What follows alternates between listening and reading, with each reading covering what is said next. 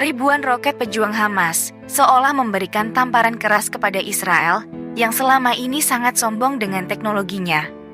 Senjata canggih negara Yahudi itu, yang selama ini disombongkan sebagai senjata tercanggih di dunia, tak mampu membendung tembakan roket militan Hamas Palestina. Ratusan nyawa warga Israel pun melayang. Bahkan, Israel benar-benar terpukul akibat serangan itu. Meminta bantuan dari sana-sini, seakan kehancuran negaranya sudah di depan mata. Namun di balik perjalanan bangsa Yahudi ini, ada 3 janji Allah kepada mereka. 2 sudah terpenuhi, dan 1 sepertinya segera dibayar. Janji pertama, memberikan hukum kepada bangsa Yahudi. Sikap yang paling menonjol dari bangsa Yahudi adalah pembangkang dan suka membuat kerusakan di muka bumi.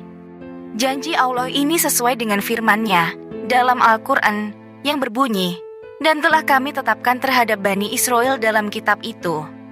Sesungguhnya kamu Bani Israel akan membuat kerusakan di muka bumi ini 2 kali, dan pasti kamu akan menyombongkan diri dengan kesombongan yang besar.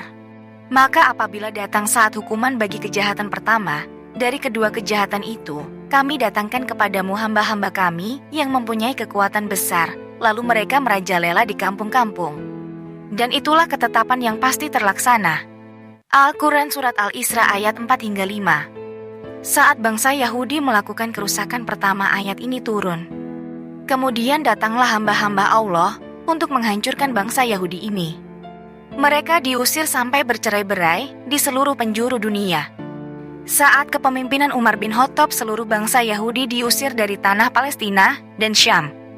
Mereka semua hancur dan tidak lagi membuat kerusakan.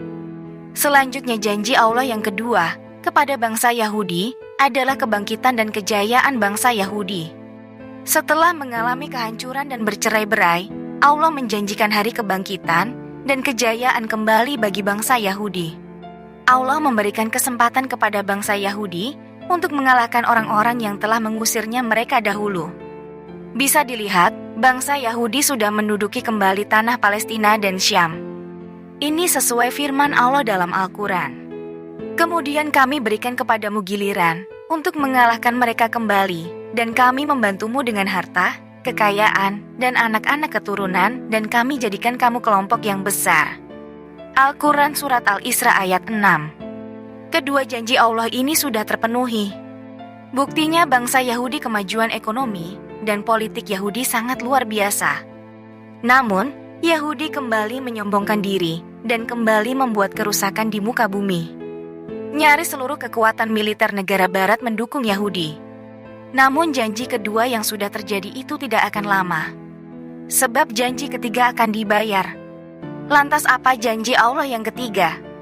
Janji Allah yang ketiga kepada bangsa Yahudi adalah kehancuran kembali mereka. Dalam firman Allah yang berbunyi, "Jika kamu berbuat baik bagi dirimu sendiri, dan jika kamu berbuat jahat maka kejahatan itu bagi dirimu sendiri. Dan apabila datang saat hukuman bagi kejahatan yang kedua, kami datangkan orang-orang lain untuk menyuramkan muka-muka kamu, dan mereka masuk ke dalam masjid, sebagaimana musuh-musuhmu memasukinya pada kali pertama, dan untuk membinasakan sehabis-habisnya apa saja yang mereka kuasai." Al-Quran Surat Al-Isra ayat 7.